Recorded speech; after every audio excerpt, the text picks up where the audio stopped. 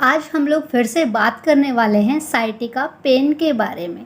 जैसा कि आप सभी जानते हैं कि साइटिका का जो दर्द होता है वो बहुत ही असहनीय होता है, लेकिन मैं आप लोगों से वो सभी चीज़ें शेयर ज़रूर कर रही हूँ जो कि मैंने सहन की हैं और अपने साइटिका पेन को ठीक करने के लिए सारी चीज़ों को किया है। तो पहली 2 वीडियोज़ में मैंने आप लोगों को बताया कि पहले मैंने क्या स्टार्ट किया। आज तीसरा दिन है जो कि मैं आप लोगों को बता रही हूँ कि आपको क्या करना है। उससे पहले welcome to my YouTube channel PISNS, जहाँ पर हम लोग बात करते हैं आपकी हेल्थ और मेरे टिप्स के बारे में, जिन्हें फॉलो करके आप लोग हमेशा ही हेल्दी रह सकें।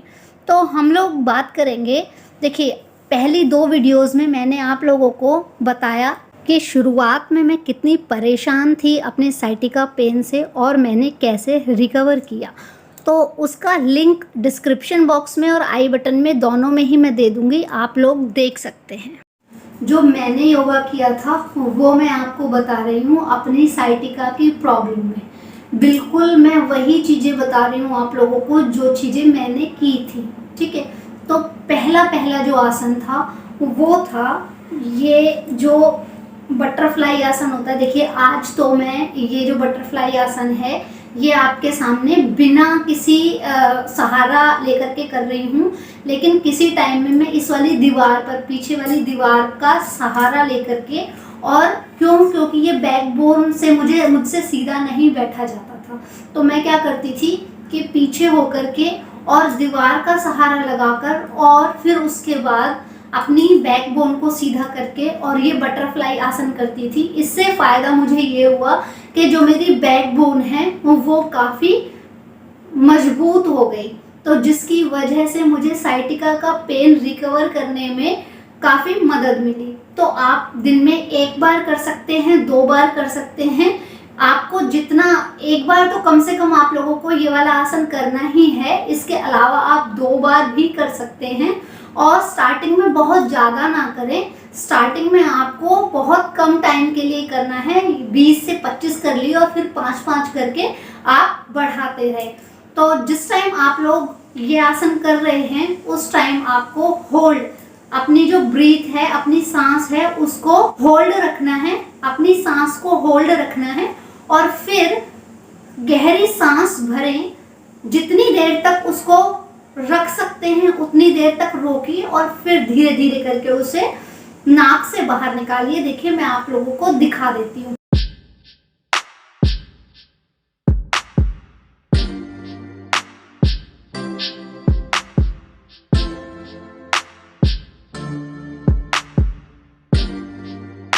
एक ही बार करती थी मैं ये आसन और सिर्फ 20 तक काउंट करती थी, उसके बाद उससे नहीं होता था। फिर मैंने धीरे धीरे करके अपना टाइम बढ़ाया। दूसरी चीज जो मैंने की वो मैंने मकरासन किया था। अब मकरासन करते समय आपको सीधे लेट जाना है, फिर अपने दोनों हाथों के बल अपनी रीढ़ की हड्डी को उतना ही मोड़ना है जितना कि आप सहन कर सकें, ज़्यादा ना मोड़ें। और जिस टाइम आप ऊपर उठ रहे हैं उस टाइम आप सांस को खींचिए और रोकिए, और फिर जिस टाइम आप नीचे आ रहे हैं उस टाइम अपनी सांस को धीरे धीरे करके छोड़िए। तो इस तरह से आप लोगों को मकरासन करना है। जितनी आपकी कैपेसिटी है आप उतना कर सकते हैं। शुरुआत में ज़्यादा योगा एक्सरसाइज करने की कोशिश ना करें। स्टार्टिंग में ये सिर्फ 3 से 4 बार ही किया था, इससे ज़्यादा मुझसे नहीं हुआ था। 2 आसन हो चुके हैं। अब तीसरा आसन है पवन मुक्त आसन। इससे मुझे क्या फ़ायदा हुआ कि मुझे जो गैस बनती थी वो मेरी बाहर हो गई। सीधा लेटने के बाद अपने दोनों पैरों को ऐसे उठाइए और इस तरह से लीजिए, और इस बीच में आपको सांस को रोके रखना है। जितने देर रोक सकते हैं उतनी देर रोकिए और फिर उसके बाद सांस को रिलीज, सांस को छोड़ते हुए धीरे धीरे और अपने पैरों को ऐसे कर लीजिए। मुझसे ज़्यादा देर नहीं होता था, मैं सिर्फ 2 ही बार करती थी इसको। आपसे जितना हो सकता है उतना कीजिए। स्टार्टिंग में कम ही करने की कोशिश करना, ज़्यादा ना करें। इस तरह से लेट करके और पैरों को, ये देखिए ये पैर हैं, अब इनको ऐसे लेट गए। अब आप मोबाइल भी चला सकते हैं ऐसे लेट करके, और अपने पैरों को ऐसे किया। इससे क्या होता था, इससे एक तो मेरे पैरों की एक्सरसाइज हो जाती थी, कमर की एक्सरसाइज हो जाती थी, और जितनी भी मेरे पेट में गैस बनती थी वो सारी ही बाहर निकल जाती थी, जिसकी वजह से मुझे बहुत ही आराम मिलता था, मेरा पेट भी बहुत अच्छे से साफ हो जाता था। तो इससे मुझे ये फ़ायदा हुआ। देखिए इस तरह से आप करेंगे तो आपको बहुत अच्छा रिलीफ मिलेगा। मैंने बहुत टाइम तक किया था ये, और बहुत जल्दी जल्दी किया था। मुझे ऐसा करने से रिलैक्स फील होता था काफ़ी। मुझसे सहारा लिए बिना कोई भी आसन नहीं किया जाता था, तो मैं दीवार का सहारा लेती थी। तो आप क्या कर सकते हैं, इस एक आसन है उसमें इस तरह से पैरों को नीचे लेके आए, वापस नीचे, वापस नीचे, वापस, ऐसे भी आप कर सकते हैं। तो इससे भी बहुत फ़ायदा होता है। तो इस तरह से मैंने अपनी जो साइटिका का पेन है, बहुत मेहनत लगी थी मुझे रिकवर करने में, और बहुत टाइम भी लगा था मुझे रिकवर करने में। लेकिन मैंने किया वो मैं सब आपके साथ शेयर कर रही हूँ, ताकि आप भी अपने साइटिका के पेन को क्योर कर सकें घर पर ही, और आप जितना परेशान हैं उस परेशानी से बाहर निकल सकें। अब योगा और एक्सरसाइज हो चुकी है, अब बारी आती है हमारे नाश्ते की। तो देखिए नाश्ते में आप ऐसा कुछ भी नहीं खाइएगा जिससे कि आप लोगों को गैस बने, क्योंकि जब तक ये गैस बनती रहेगी तब तक आप लोगों को साइटिका के दर्द में आराम नहीं होगा।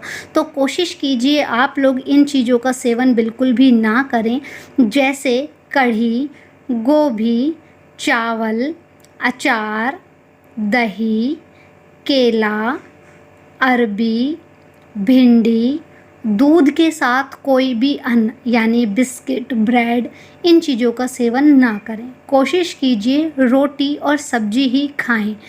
मैं अपना बता देती हूँ कि मैंने तो कोई भी परहेज नहीं किया था। मैं ये सारी चीज़ों का सेवन करती थी, लेकिन कम मात्रा में, और खाना खाने के बाद मैं थोड़ा सा अदरक लेकर के और उस पर काला या सेंधा नमक लगाकर और उसे खा लेती थी, जिसकी वजह से मुझे गैस नहीं बनती थी, और यही कारण है कि मैंने इतनी जल्दी रिकवर कर लिया।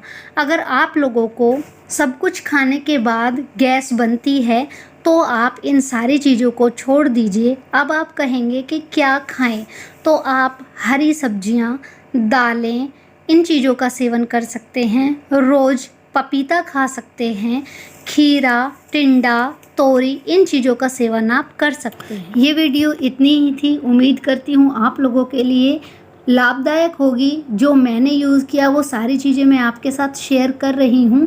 उम्मीद करती हूँ कि आपको इससे फ़ायदा ज़रूर मिलेगा। आपको इससे रिलेटेड कोई भी सवाल अगर पूछना हो तो कमेंट बॉक्स में लिख ज़रूर सकते हैं। आपके हर सवाल का जवाब दिया जाएगा। फिर मिलते हैं नेक्स्ट वीडियो में, तब तक के लिए टेक केयर।